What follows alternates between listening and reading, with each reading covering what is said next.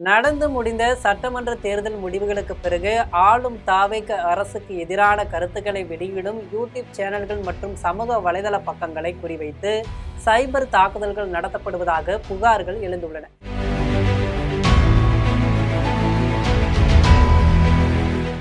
இது குறித்து விரிவான செய்திகளை பார்க்கலாம்.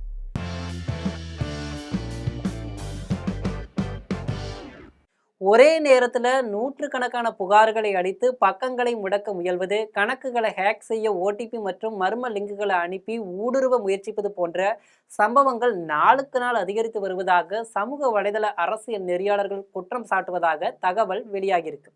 முடக்க நினைக்கும் இந்த அச்சுறுத்தல் குறித்து காவல்துறையினர், சைபர் கிரைம் பிரிவினர் தனி கவனம் செலுத்தி உரிய நடவடிக்கை எடுக்க வேண்டும் என்று சமூக ஆர்வலர்கள் கோரிக்கை வைத்து வர்றாங்க.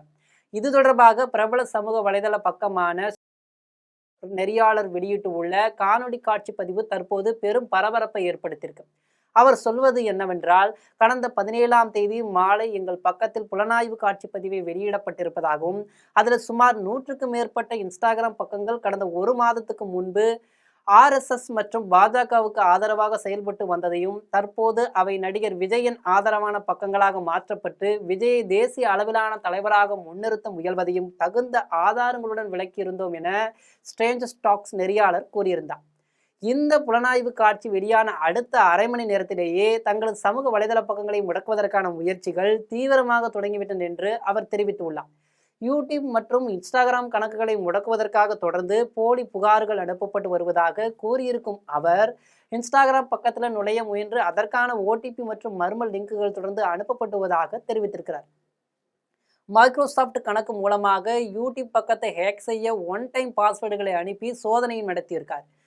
அவர்கள் அனுப்பிய லிங்கை நாங்கள் தவறுதலாக கிளிக் செய்திருந்தால் எங்கள் ஒட்டுமொத்த சேனலும் ஹேக் செய்யப்பட்டிருக்கும் என்று தங்கள் அச்சுறுத்தலை விவரித்துள்ளார். இந்த திட்டமிட்ட சைபர் தாக்குதலின் பின்னணியில தாவேக அரசு அமைய தேர்தல் உத்திகளை அமைத்து கொடுத்த ரூட் நிறுவனம் இருக்கலாம் என அந்த நெறியாளர் பலத்த சந்தேகத்தை எழுப்பியிருக்கிறார். மேலும் எங்கள் சேனல் முடக்கப்பட்டாலும் மக்களுக்கான மீண்டும் உண்மைகளை வேறொரு சேனல் மூலமாக பதிவிட்டு கொண்டே இருப்போம் என்று எச்சரித்திருக்கார்.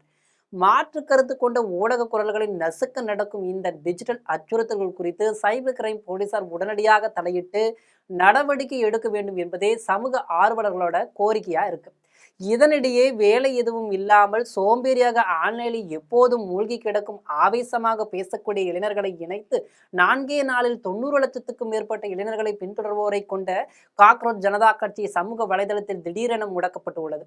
ஒன்றிய மற்றும் மாநில அரசுகளுக்கு எதிராக பேசக்கூடிய யூடியூப் உள்ளிட்ட சமூக வலைதள பக்கங்கள் முடக்கப்பட்டு வருவது ஜனநாயகத்துக்கு அழகல்ல என்று பரவலாக விமர்சனங்கள் எழுந்து வருது. இது போன்ற செய்திகளை உடனுக்குடன் தெரிந்து கொள்ள ஜெம் தொலைக்காட்சியுடன் தொடர்ந்து இணைப்பில் இருங்கள். நன்றி, வணக்கம்.